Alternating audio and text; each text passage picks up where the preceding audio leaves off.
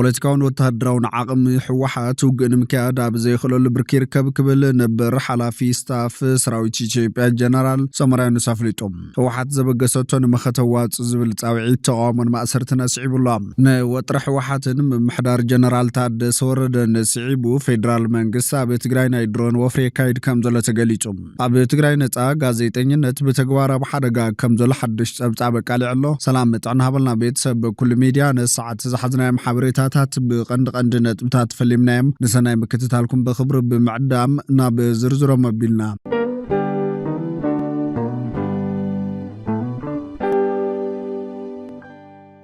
ኣብ ትግራይ ናጻ ጋዜጠኝነት ብተግባር ኣብ ሓደጋ ከም ዘሎ ሓድሽ ጸብጻብ ኣቃሊሑ። ኣብ መዓልቲ ናጽነት ፕረስ ዓለም ስሩሕ ብዕሊ ዝጀመረ ትካል ቮክስ ትግራይ ብዛዕባ ህልው ሃዋህው ናጽነት ሚድያ ትግራይ ዘደንግጽ ጸብጻብ ዕላው ገይረሎ። ሎሚ 25 ሚያዝያ 2018 ዓ.ም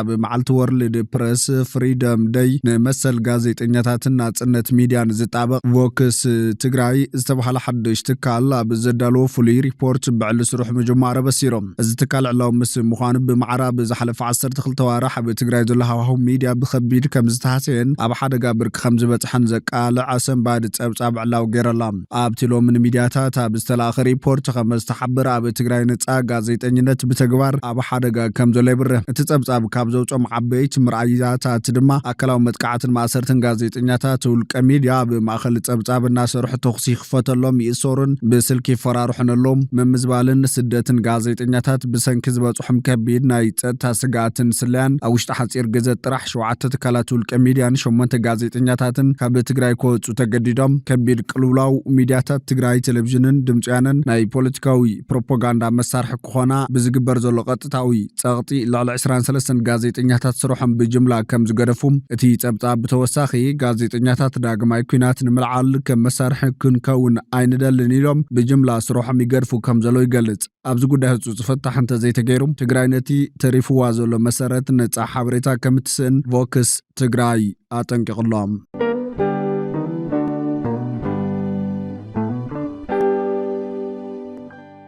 ሕወሓት ዘበገሰቶ ንመኸተዋፅ ዝብል ጻውዒት ተቃውሞን ማእሰርትን ኣበጊሶላ። ኣብ ወረዳ ወጀራት ጣብያ ዓዲ ቀይሕ ንመኸተዋፅ ዝብል ጻውዒት ዝተቃውሞ ውልቀ ሰባት ናይ ክስ ወረቐት ይበጽሖም ከም ዘሎ ተፈሊጦም። መኸተ ምድጋፍ ብፍቃደኝነት ዝውሰን ተግባር እናሃለወ እዚ ሕዚ ዝውሰድ ዘሎ ስጉምቲ ነቲ ድሮ ኣብ ከቢድ ማሕበራዊ ጸገም ዘሎ ህዝቢ ዝያዳ ዘማርርን ተወሳኺ ጾር ዝፈጥርን ኮይኑሎ። ብተመሳሳሊ ዜና ኣብ ወረዳ ወጀራት 20 ዓዲ ከተማ ባሕሪ ሓፀይ ዝሓለፈ ሰሙን ብሕወሓት ተጸዊዑ ዝነበረ ህዝባዊ መድረኽ ብነበርቲ ተኻቢ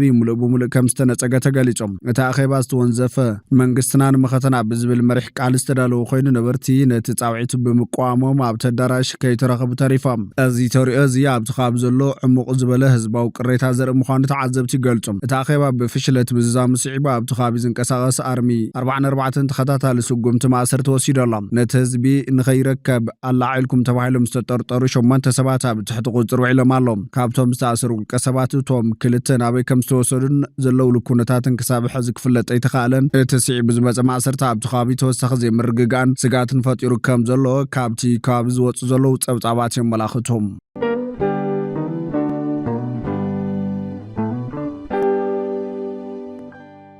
ንወጥረ ሕወሓትን ምምሕዳር ጀነራል ታደሰ ወረደን ስዒቡ ፌደራል መንግስቲ ኣብ ትግራይ ናይ ድሮን ወፍሪ የካይድ ከም ዘሎ ተገሊጹ። እንተኾነ ዳግማይ ደማዊ ኩናት ከይለዓለ ህዝቢ ትግራይ ድምፁ ከስማዕ ኣለዎ ክብሉ ፖለቲካዊ ውድባት ትግራይ ምሕጽንታ የቕርበሎም። ካብ ትማሊ ጀሚሩ ኣብ መላእ ሰማይ ትግራይ ዝተጠናኸረ ናይ ድሮናት ምንቅስቓስ ይርአ ከም ዘሎ ሓበሬታታት ኣመላኺቶም። ይኹን እምበር ኣብ ትግራይ ኣብ 3 ስትራቴጂካዊ ቦታታት ናይ ፀረ ድሮን መከላኸልታት ናይ ምትካል ስራሕ ይሳለጥ ኣሎ ተባሂሉ ኣብ ኣኽሱም ዝተኻየደ ማእኸላይ ኮሚቴ ሕወሓት ስዒቡ ኣብ ውሽጣዊ ሰራዊት ትግራይ ሰፊሕ ናይ ቦታ ምቅያርን ስትራቴጂካዊ ምውድዳብ ይግበር ከም ዘሎን እዚ ምንቅስቓስ ዝዓበይትን ከበድቲ ነፅዋራት ዝሓቐፎ ምዃኑን ተመላኺቶላ። ኣብ ውሽጢ ዝመፁ ክልተ መዓልታት ቤት ምክሪ ትግራይ ህፁፅ ኣኼባ ብምፅዋዕ ሓድሽ ፕሬዚዳንትን ኣፈ ጉባኤን ብምምራፅ ዲፋክቶ መንግስቲ ንምእዋጅ ምድለዋት ይግበር ከም ዘሎ ድማ ተፈሊጡ እዩ። እንተኾነ ዳግማይ ደማዊ ኩናት ከይለዓል ህዝቢ ትግራይ ድምፁ ከስማዕ ኣለዎ ክብሉ ፖለቲካዊ ውድባት ትግራይ ምሕፅንታ የቕርበሎም። ኣብ ትግራይ ዝንቀሳቐሱ ፖለቲካዊ ውድባት ንኣሃዱ ሬድዮ ኣብ ዝሃብዎ ሓበሬታ ኣብ መንጎ ህዝቢ ህዝባዊ ወያነ ሓርነት ትግራይን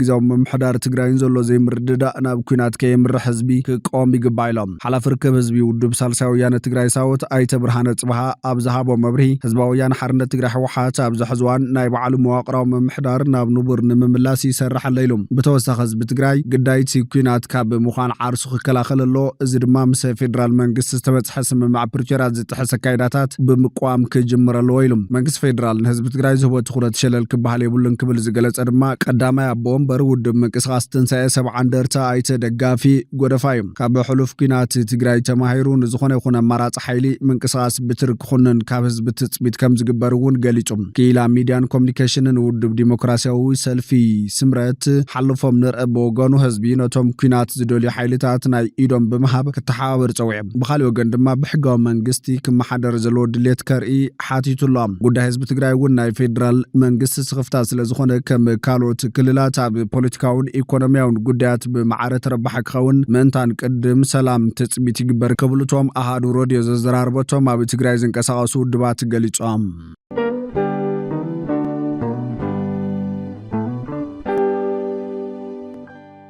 ፖለቲካውን ወተሃደራውን ዓቕሚ ሕወሓት ውግእ ንምክያድ ኣብ ዘይኽእለሉ ብርኪ ይርከብ ክብል ነባር ሓለቓ ስታፍ ሰራዊት ኢትዮጵያ ጀነራል ሳሞራ ዩኑስ ኣፍሊጦም ጀነራል ሳሞራ ዩኑስ ብዛዕባ ህልው ኩነታት ትግራይን ስጋት ዳግማይ ውግእን ዝሃቦ ዝርዝር ትንተና ኣብ መንጎ ህዝቢ ትግራይን ፖለቲከኛታትን ዓብዪ ዘተፈጢሩ ኣሎ ጀነራል ሳሞራ ሕወሓት ኩናት ናይ ምጅማር ዓቕሚ የብሉን ኩናት ክጅምሮ ይኽእሉን ኩናት እንተጀሚሮም እውን ካብ ኣላማጣ ዘሕልፍ ዓቕሚ የብሎምን ኢሎም ድሕርቲ ናይ 2 ዓመት ደማዊ ኩናት እቲ ሰራዊት ዝተዳኸመን ብዙሕ ክሳራ ዝበፅሑን ብምዃኑ ዳግማይ ናብ ዓብዪ ውግእ ከኣቶ ይኽእልን ዝብል እምነት ከም ዘለዎ ዝሕብር ጀነራል ሳሞራ ህዝቢ ትግራይ ካብቲ ዝሓለፈ መሪር ኩናት ገና ስምባዱን ሕሶሙን ከይወፀም ዳግማይ ንውግእ ክለዓዓል ከቢድ እዩ ብምባል ይሕብር ጀነራል ሳሞራ ከም ዝብሎ እንተተዋጊኦም እውን ካብ ኣላማጣን ጸለምትን ኣይሓልፉን እዚ ማለት እቲ ኩናት ምስ ክልል ኣምሓራ ኣብ ዘራኽቡ ዶባት ጥራይ ዝተሓፀረ ክኸውን ከም ዝኽእልን ኣብ ዝዓበየ ስትራቴጂካዊ ዓወት ክሰጋገር ከም ዘይኽእልን እዩ ዝገልጽ እዚ ድማ ትግራይ ኣብ ውሽጢ ዓንኬል ኩናት ተዓፅያ ከም እትተርፍ ዝገብር እምበር ዘምፅኦ ለውጢ የለን ዝብል እምነት ከም ዘሎ እዩ ዝሕብር ጀነራል ሳሞራ ውግእ እንተተጀሚሩ እቲ ክልል ዳግማይ ናብቲ ዝኸፈ መዋጥር ከኣቱ ምዃኑ እዩ ዝሕብር ዕፅዋን ክባን ባንኪ ስልኪ መብራህትን መጓዓዝያን ዳግማይ ክቋረፁ እዮም ዝብል ስጋት ከም ዘለዎ ኣፍሊጦም ካብ ፌደራል መንግስቲ ዝመፅእ በጀት ስለ ዝቋረፅ ህዝቢ ንጥሜትን ስደትን ክቃልዓይ ድሕር ምባል ኩናት ንህዝቢ ትግራይ ዳግማይ ናብ ዘይውዳእ ናይ ስቃይ ዓንኬል ወይ ድማ ደልሃመት ከእትዎ እምበር ፍታሕ ከም ዘይኮነ ብሰፊሕ ተንቲንዎ እዮም ጀነራል ሳሞራ ብትንታንኡ ፖለቲካዊ መሪሕነት ሕወሓት ብምንቃፍ ንህዝቢ ትግራይ ድማ ብኩናት ዝመፅእ ረብሓ የለን ዝብል መልእኽቲ ከም መሓላለፍ ዝፈተነ ኮይኑ እዚ ርእቶ እዚ ኣብዚ ሕዚ እዋን ኣብ ውሽጢ ሕወሓት ዘሎ ምፍሕፋሕን ኣብ መንጎ ፌደራል መንግስትን ምምሕዳር ትግራይን ዘሎ ዘይርጉእ ኩነታት ኣብ ግምት ዘእተወ እዩ ተባሂሉ ኣሎ ጀነራል ሳሞራ ዘቕረቦ ነጥቢ ሰላም ብዘይካ ውግእ ጥራይ እዩ ክመፅእ ዝኽእል ዝብል ኮይኑ ህዝቢ ትግራይ ካብ ዝኾነ ይኹን ሓድሽ ወተሃደራዊ ምንቅስቓስ ክቁጠብ ይምዕድ ጀነራል ሳሞራ ድሕርቲ ናይ 2 ዓመት ኩናት ትግራይ ብኩሉ መዳይ ምግቢ መድሓኒት ነዳዲ ደኺማ እያ ብዘይእኹል ቀረብ ነዊሕ ዝፀንሕ ኩናት ምክያደ ይከኣልን ዝብል ምጎት ዘቕርብ ኮይኑ ብመሰረት ስምምዕ ፕሪቶርያ ሕወሓት መብዛሕትኡ ከቢድ ብረቱን መከላከያ ሰራዊት ኢትዮጵያ ረኪቡ እዩ ብዘይ ከቢድ ብረት ማለት እውን ታንክታት መድፍዕን ድሮናትን ድማ ስሩዕ ኩናት ምግባር ኣዝዩ ከቢድ ይብል ብኻልእ ወገን ድማ እቲ ሰራዊት ብበዝሒ ክህሉ ዝኽእል እኳ እንተኾነ ብሰንኪ ቁጠባዊ ፀገምን ድኻምን እቲ ተዋጋእ ሓይሊ ዘለዎ ናይ ምውጋእ ሞራልን ብቕዓትን ዝወረደ ምዃኑ ግምት የቐምጥ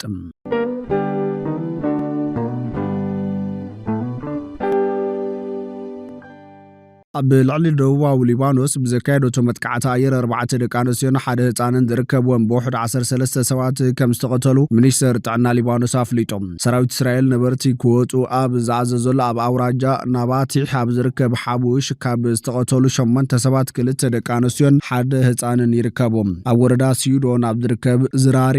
ድማ 2 ደቂ ኣንስትዮ ሓዊሱ 4 ሰባት ክቐተሉ ከለዉ ኣብ ወረዳ ጢሮስ እውን ሓደ ሰብ ተቐቲሉ ኣሎ ብተወሳኺ ብድምር 32 ሰባት ዝቆሰሉ እውን እቲ ሚኒስተር ኣፍሊጦም ዋላ እኳ ንሰለስተ ሰሙን ዝጸንሕ ምቁራት ተኽሲ ተገይሩ እንተነበረ ኣብ መንጎ እስራኤልን ሂዝቦላህን ዝካየድ ዘሎ ውግእ ግን ሕዚ እውን ይቕፅል ኣሎ ብቐዳም ብኢራን ዝድገፉ ጉጅለ ሂዝቦላ ኣብ ልዕሊ ሊባኖስ ንዝርከቡ ወተሃደራትን ወተሃደራዊ መኻይንን እስራኤል ዕላማ ከም ዝገበሩ ገሊጹ ሰራዊት እስራኤል ብሓሙስ ኣብ ደቡባዊ ሊባኖስ ኣብ ዝተኻየደ ውግእ ሓደ ካብ ወተሃደራቱ ከም ዝተቐተለን ካብ መጀመርታ ወርሒ መጋቢት ጀሚሩ በዝሒ ዝሞቱ ኣባላት 17 ከም ዝበፅሑን ሓቢሩ እዩ ኣብ መንጎ እስራኤልን ሊባኖስን ኣብ ዋሽንግተን ዋሽንግተን ዝተኻየደ ዘተስዒቡ ብ16 ማዝዕ 2026 ፈለማን 10 መዓልታት ተጻቦታት ደው ከም ዝብል ተገሊጹ ነይሩ። ክልቲአን ሃገራት ዲፕሎማስያዊ ዝምድና ዘይብለን ኮይነን እቲ ኣብ ዋሽንግተን ዝተኻየደ ዘተ ድሕሪ 1993 ንመጀመርታ ግዜ ኣብ መንጎአን ዝተኻየደ ርክብ እዩ። ብ23 ማዝያ ድማ ፕሬዚዳንት ኣሜሪካ ትራምፕ እቲ ምቁራጽ ተኹሲ ንሰለስተ ሰሙን ከም ዝተናውሓ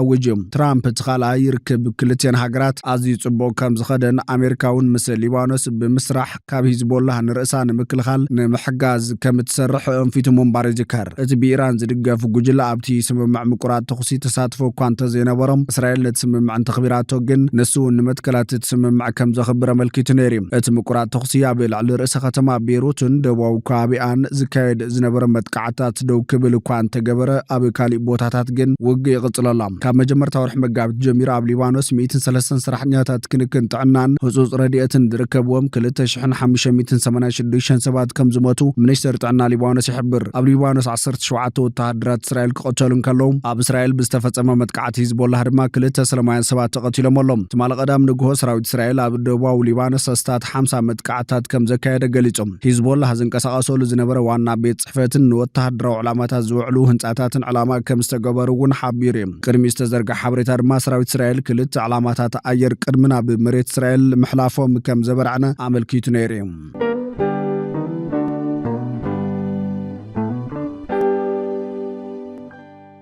ፍትዋትን ክብራትን ቤተሰብ በኩል ሚድያ ንሰዓት ዝሓዝናዮም ሓበሬታታት ነቶም ክትከታተልዎም ዝጸናሕኹም ይመስሉ ነይሮም። ንሰናይ ምክትታልኩም ብምስጋን ኣብ ዝቕጽል ብኻልኦት ሓበሬታታት ክሳብ ንራኸብ ንምድለዋትና ላይክ ሼር ንሚድያና ሳብስክራይብ ብምግባር ቤተሰብ በኩል ሚድያ ይኹኑ።